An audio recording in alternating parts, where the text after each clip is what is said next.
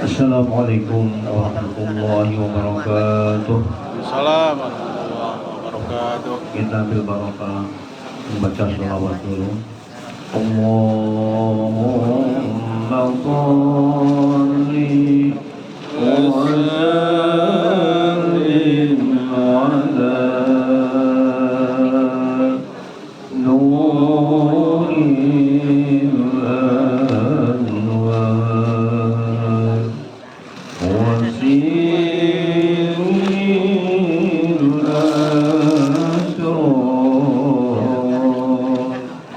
والترياكil aghyar ومفتاح باب اليسار سيدنا ومولانا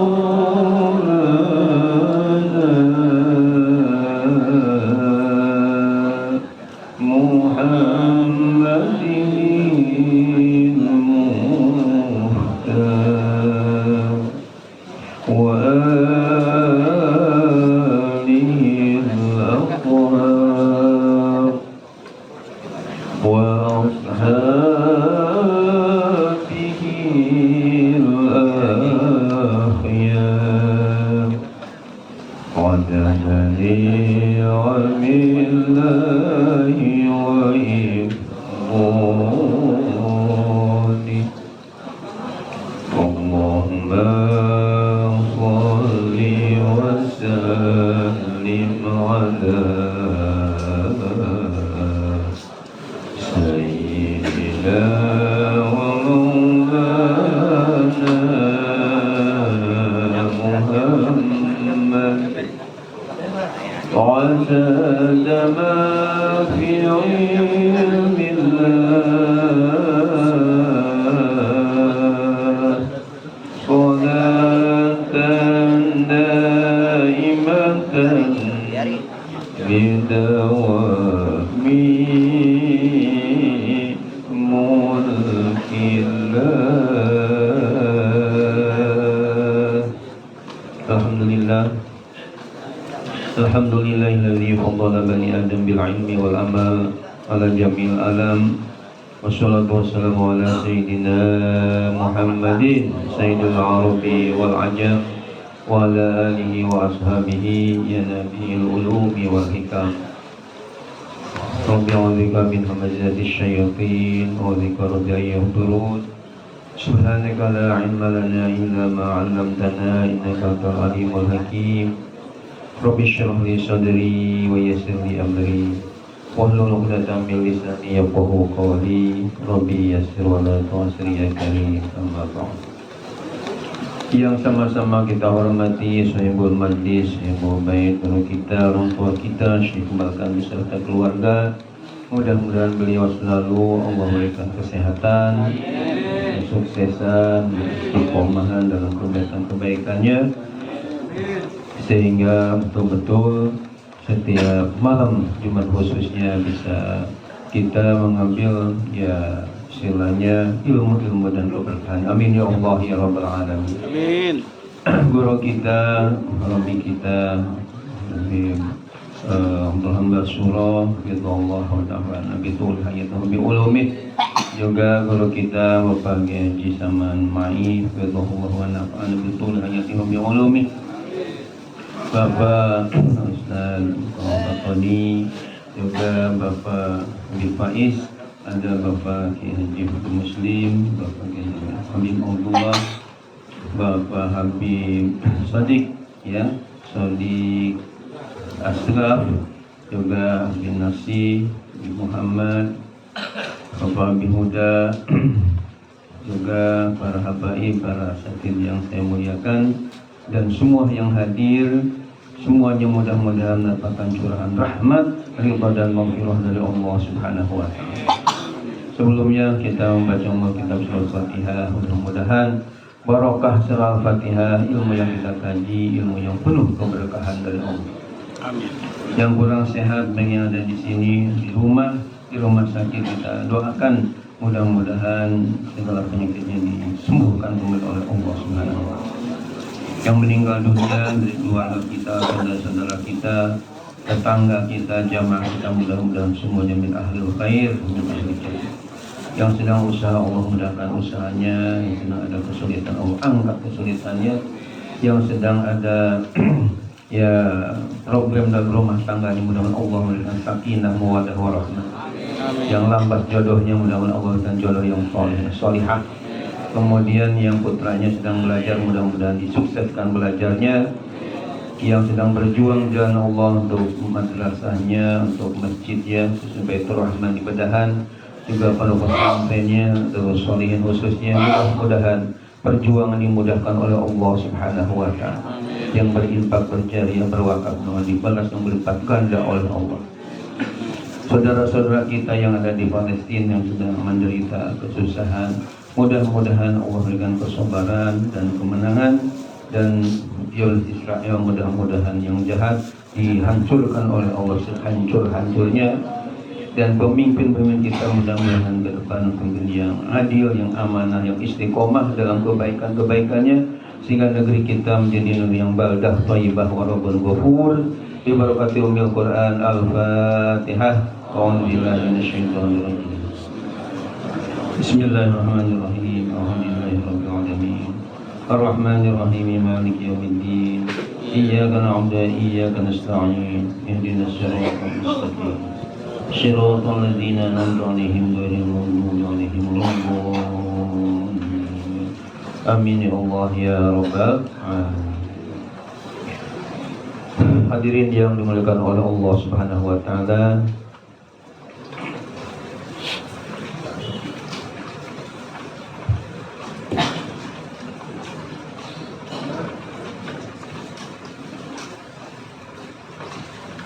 kajian kita fikih pada malam ini lanjutan dari kajian yang Yaumul Khamis yang kemarin, masih dalam rangka sujud syukri, dalam pembahasan mengenai sujud syukur. Dalam pelajaran yang lalu kita sudah bahas bahwa sunnah fariyah shalah, disunahkan sujud syukur ini di luar sholat. Wala yajuzu ayasjudaha dahilas sholat, dan tidak boleh melakukan sujud syukur di dalam sholat atau ketika sholat. Nah, kemudian dilanjutkan wa asbabuha arba'atun.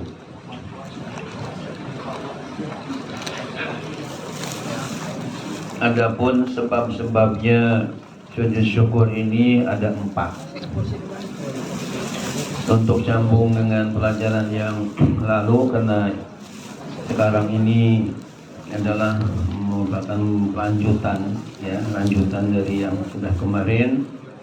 Insyaallah sampai mau Isya akan selesai, ya tinggal 2 lagi. Pelajaran yang lalu sudah kita bahas 2 macam dari 4. Supaya ingat, yang pertama dalam pelajaran lalu adalah hujumun ni'matin, ya, karena datangnya suatu nikmat dari Allah Subhanahu wa Ta'ala, baik nikmat zahirah atau nikmat batinah. Nikmat zahirah artinya karena ada nikmat yang nampak, yang jelas. Misalnya, ya, kita ingin punya anak, kemudian lahir anak kita, kan nampak jelas, ya, itu namanya nikmat dari Allah yang kelihatan. Demikian juga berupa uang misalnya, itu juga rezeki dari Allah, kenikmatannya nampak. Kemudian ada yang nikmat yang batinah yang tidak nampak, misalnya kahudusi ilmin, ya, seperti kita mendapatkan ilmu. Walaupun ilmu kita misalnya ada bahkan banyak, tapi kan enggak kelihatan, ya, itu namanya nikmat batinah, nikmat yang tidak nampak. Tetap kita merasa bersyukur kepada Allah Subhanahu wa Ta'ala. Kemudian yang kedua dalam pelajaran yang lalu itu adalah indifa'u niqmatin.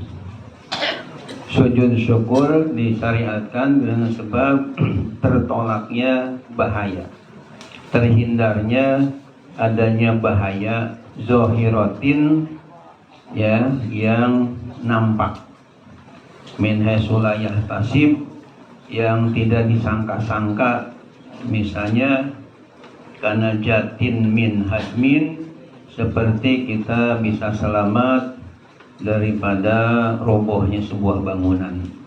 Itu namanya indifa'u niqmah, terhindar dari bahaya, dari malapetaka. Gorokin ini, atau kita terhindar selamat dari tenggelam, ya. Hadisin ini ada kejadian-kejadian yang mengerikan, kayak misalnya gempa dan sebagainya, kita selamat, ya, tidak mati. Ya, ini kita bersyukur kepada Allah Subhanahu wa Ta'ala. Nah, sekarang lanjutannya yang bagian ketiga, nomor ketiga, ru'yatu fasikin.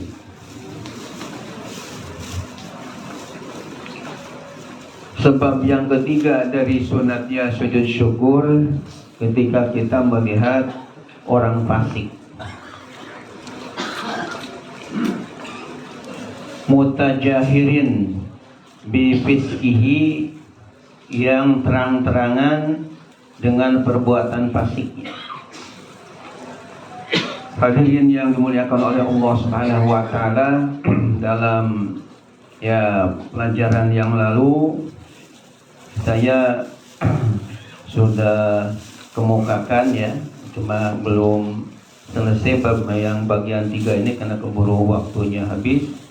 Jadi sudah saya jelaskan apa itu pengertian fasik. Ya, fasik diartikan adalah dengan manirtakaba kabiratan au asarro ala sogiratin.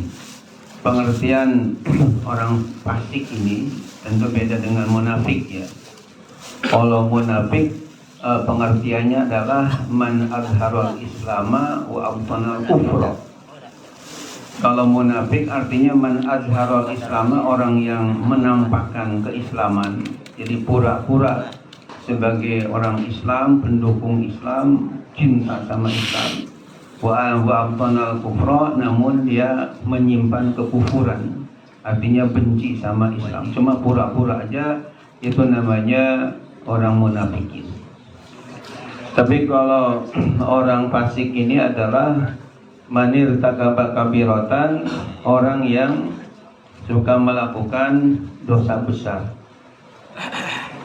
Au asarro ala sogiratin, atau orang yang terus menerus, walaupun dosanya dosa kecil, ya, tapi terus menerus dilakukan, ini disebutnya orang yang fasik. Hadirin yang dimuliakan oleh Allah Subhanahu wa Ta'ala, dosa besar itu seperti apa? Misalnya seperti orang, katakanlah minum minuman keras, ya, minuman khamr, itu termasuk orang yang melakukan dosa besar, ya, karena di antara ciri bahwa dosa ini adalah dosa besar, ya, di antaranya adalah karena ada laknatullah, ada kutukan Allah kepadanya. Atau misalnya ada hukuman had, misalnya orang zina hadnya begini, orang mencuri hadnya begini. Termasuk yang minum khamr ini, ya, harus 80 kali dicambuk. Ini berarti termasuk dosa besar. Nah, ketika misalnya kita melihat ada orang fasik yang mutajahir bifiskihi, yang terang-terangan dengan kefasikannya tanpa ada rasa malu, maka ketika kita melihat orang tersebut disunahkan kita sujud syukur. Kenapa kita bersujud syukur? Ya, artinya kita bersyukur kepada Allah bahwa kita tidak melakukan seperti yang kita lihat orang yang kita lihat melakukannya. Ya, jadi ada yang mengatakan dosa besar itu untuk memudahkan mengingatnya katanya terhimpun daripada istilahnya mak lima ya, mak lima itu ya, mak lima itu singkatan dari mak yang pertama adalah main alias judi ya. Jadi mak yang pertama main alias judi, yang kedua maling ya, korupsi, nyolong ya. Yang ketiga madat ya, seperti ekstasi, sabu-sabu ya, ganja itu namanya madat lah. Kemudian yang keempatnya adalah mabuk ya, mabuk-mabukan kayak tadi, minuman keras, istilahnya miras dengan berbagai merek yang sangat banyak merajalela di kota-kota sampai ke desa-desa. Ada yang namanya whisky, brandy, konyak, vodka, AO, ram, topi, miring, itu semuanya nama-nama yang beredar di tengah-tengah masyarakat kita. Nauzubillah min. Jadi itu dosa besar. Kemudian yang kelimanya madon, mungkin dari bahasa Jawa wadon ya, main perempuan, perzinaan, itu semuanya termasuk dalam kategori dosa besar. Nauzubillah min zalik. Nah, ketika kita melihat ada yang melakukan dosa besar atau dia fasik tadi, itu ketika dia mutajahir bifiskihi, terang-terangan berbuat fasiknya tanpa ada rasa malu-malu lagi, kita sunat sujud syukur. Au mutasattir musirrin walau ala sogiratin, atau orang ini ya sembunyi-sembunyi namun musirrin itu terus menerus, walau ala sogiratin, sekalipun ya dosanya dosa kecil tapi terus menerus dia melakukannya, maka ketika kita melihatnya kita disunatkan bersujud syukur. Wa yusannu ayudhiroha limutajahir idza lam yahsya fitnatan. Wa yusannu, dan disunatkan sujud syukur tadi ayudhiroha, agar menampakkannya lil mutajahiri, bagi orang yang terang-terangan perbuatan fasiknya ya. Jadi dinampakkan di hadapannya, artinya supaya dia melihat ketika sujud syukur. Namun ada syarat, idza lam yahsya fitnatan, jika tidak khawatir akan timbul fitnah. Artinya kalau misalnya kita sujud syukur di hadapannya, dia mungkin akan bawa golok dan sebagainya, seolah-olah diledek atau ejek dan sebagainya, ini kan jadi fitnah. Lebih baik tidak terang-terangan di hadapannya. Tapi kalau kira-kira enggak khawatir tidak timbul fitnah, itu disunahkan kita sujud syukur di hadapan orang yang fasik tadi. Kemudian yang keempat, Bapak dan hadirin yang terhormat, ru'yatu mubtala. Termasuk kita sunat sujud syukur ketika ru'yatu mubtala ini melihat orang yang terkena bala, terkena ya musibah, atau katakanlah orangnya tidak normal ya, fi badanihi, misalnya di dalam tubuhnya.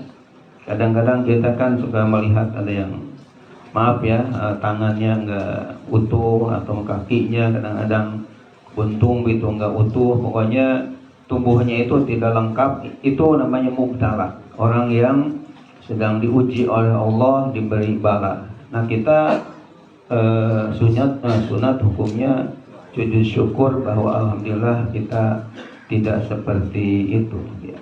Cuma tentu sujud syukurnya jangan kelihatan orang ya, karena dia akan merasa ya tentunya agak tersinggung ya. Tapi kita sujud syukurnya itu artinya kepada Allah, ya Allah, ya alhamdulillah kami diberi anggota tubuh yang lengkap ya, sehingga perlu kita bersyukur kepada Allah.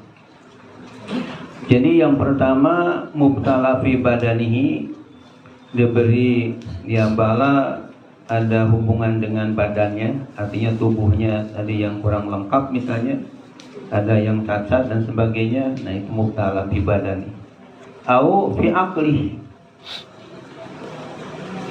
atau kurang katakanlah dalam akalnya kurang sempurna, ya istilahnya agak majnun lah ya, akalnya pokoknya enggak sempurna, jadi enggak waras begitu. Nah ini juga kita ketika ketemu ya kita sujud syukur bahwa kita oleh Allah alhamdulillah akal kita masih dijaga, sehingga akal ini bisa membedakan mana yang hak, mana yang batil, mana yang salah, mana yang benar, mana yang baik, mana yang buruk dengan akal. Sehingga ada ya ulama yang memberikan nasihat dalam makolahnya. Dan karena makalah ini sangat bagus, sehingga saya masukkan ke dalam buku kecil saya yang judulnya Al-Hikam Fil Mahfuzat, yakni kata-kata mutiara hikmah.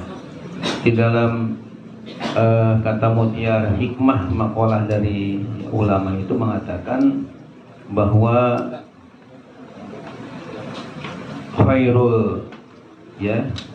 khairul mawahib al-aqlu wa syarrul masaib al-jahlu. Artinya khairul mawahibi ini artinya sebaik-baiknya pemberian Allah kepada kita manusia. Al-aqlu adalah akal. Jadi akal ini adalah pemberian Allah yang luar biasa, sehingga kita bisa membedakan antara kita dengan binatang itu dari akal, ya. Binatang tidak pakai baju, tidak sholat karena akalnya nggak ada, cuma nafsu. Tapi alhamdulillah kita selain diberi nafsu juga diberi akal oleh Allah Subhanahu wa ta'ala. Wa syarrul masaibi al-jahl, dan seburuk-buruknya musibah yang ada pada manusia al-jahlu adalah kebodohan. Ya, wa syarrul masaibi al-jahlu. Jadi kali lagi nasihat pepatahnya bagus sekali, dikatakan bahwa khairul mawahib al-aqlu wa syarrul masaib al-jahlu. Sebaik-baiknya pemberian Allah adalah akal, dan seburuk-buruknya musibah yang menimpa adalah al-jahal, yakni kebodohan, khususnya bodoh dengan makrifat kepada Allah, bodoh dalam masalah agama. Ini tentunya musibah yang luar biasa.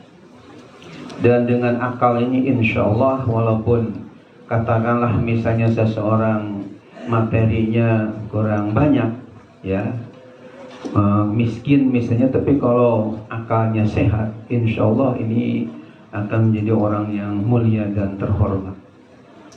Sehingga ada ulama juga yang mengatakan dalam bahasa Arab, katanya idza kunta za aqlin wa laysa laka malun, ya, kaman huwa dzu rijlin wa laysa lahu na'lun, wa in kunta za malin wa laysa laka aqlun, kaman huwa za ulangi idza kunta za wa in idza kunta za aqlin wa laysa laka malun, kaman huwa za rijlin wa laysa lahu na'lun, wa in kunta za malin wa laysa laka aqlun, kaman huwa za na'lin wa laysa lahu rijlun. Yang artinya idza kunta za aqlin, jika Anda punya akal, wa laysa laka malun, namun Anda tidak punya harta. Jadi akalnya sehat tapi hartanya enggak banyak, ya, itu masih bagus, seperti orang yang punya kaki tapi tidak punya sandal, tidak punya sepatu, tidak punya sandal. Itu masih lumayan, masih bisa jalan walaupun nyeker, ya.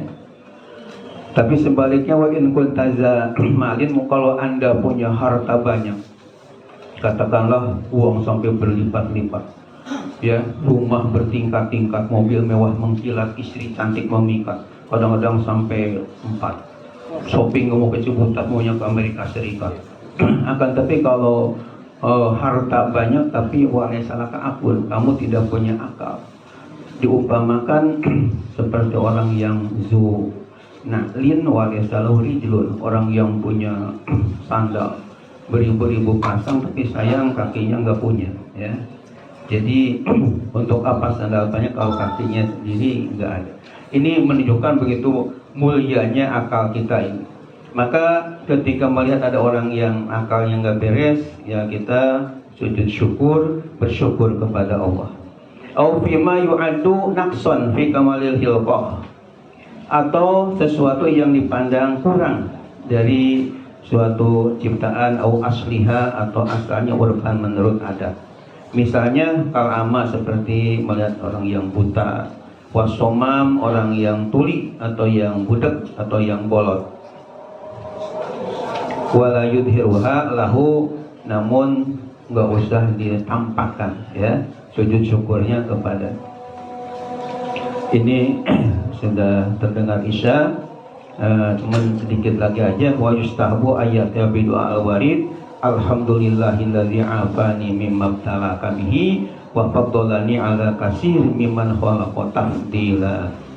Ini doanya ketika kita melihat ada orang yang tadi kekurangan, namun di sini ada tambahan wala yusmi'u iyahu, dan hendaknya jangan diperdengarkan doa tadi kepada orang yang ya ada kekurangan tadi, ya, supaya ya kita jaga hati jangan sampai ada ketersinggungan. Demikian, mudah-mudahan bermanfaat.